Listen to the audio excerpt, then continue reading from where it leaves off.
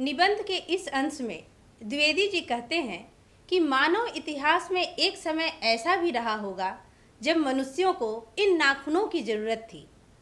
जब मनुष्यों का अस्त्रों शस्त्रों से परिचय नहीं था, तब इन्हीं नाखूनों से उन्होंने अपनी रक्षा हेतु सबसे प्रबल अस्त्र इसे समझा होगा। अपनी बर्बर अवस्था में जब मनुष्य बनमानुष की तरह थे, तब अपनी रक्षा और शिकार के लिए दांतों और नाखूनों का इस्तेमाल करते थे। लेकिन आज नाखूनों का ऐसा कोई उपयोग बाकी नहीं रह गया है। नाखून उस बर्बर युग की देन है जब मनुष्य इसका इस्तेमाल हथियार के रूप में करता था। मानव सभ्यता के विकास की कहानी में अपनी जीवन रक्षा हेतु नाखून, दांत, पत्थरों का उपयोग शुरुआत के हथियार है। किंतु समय के साथ मनुष्यों का विकास हुआ। उसने अपनी रक्षा हेतु अनेक विस्फोटक एवं विध्वंसकारी अस्त्रों का आविष्कार कर लिया है। मनुष्य लगातार उन्नति करता रहा। मनुष्य ने आर्यों तथा अन्य जाति पर विजय प्राप्त कर ली। अब उसे नाखूनों की कोई आवश्यकता नहीं, किंतु प्रकृति प्रदत्त यह अस्त्र आज भी अपने कर्तव्य को भूल नहीं सका है। उसके नाखून अब भी बढ़ रहे हैं। वह याद दिलाते रहते हैं कि मनुष्य नख दंतावलंबी जीव है, अर्थात नख एवं दांत का सहारा लेकर जीने वाला, पशु के साथ धरती पर विचरण करने वाला। इस बिंदु पर आकर द्विवेदी जी एक व्यापक सोच रखते हैं।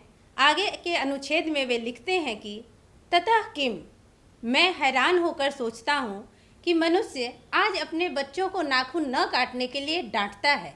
किसी दिन कुछ थोड़े लाख वर्ष पूर्व वह अपने बच्चों को नाखून नष्ट करने पर डांटता रहा होगा।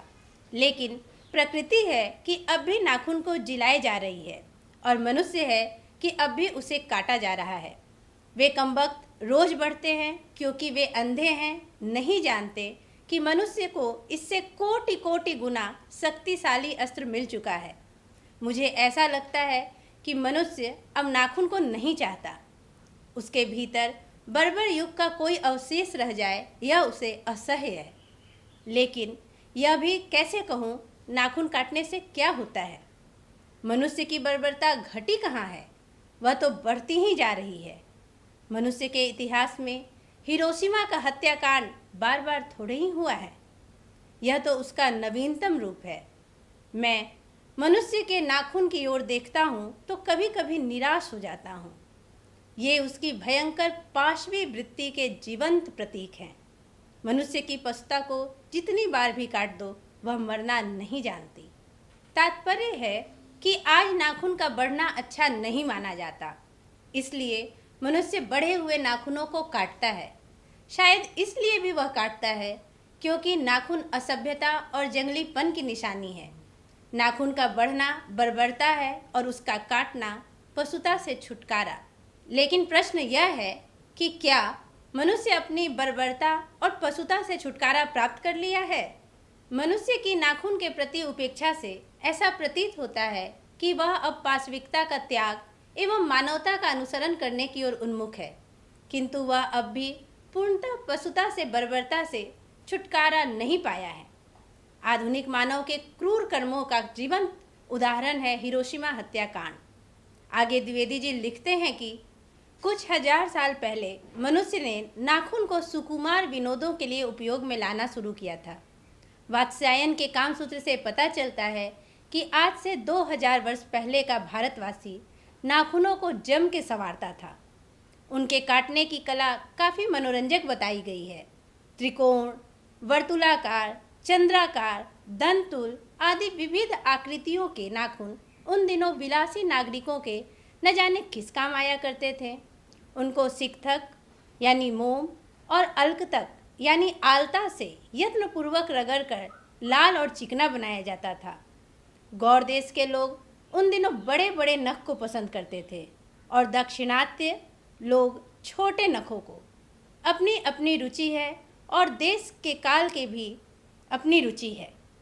मानव शरीर का अध्ययन करने वाले प्राणी विज्ञानियों का निश्चित मत है कि मानव चित्त की भांति मानव शरीर में भी बहुत सी अभ्यास जन्य सहज वृत्तियाँ रह गई हैं।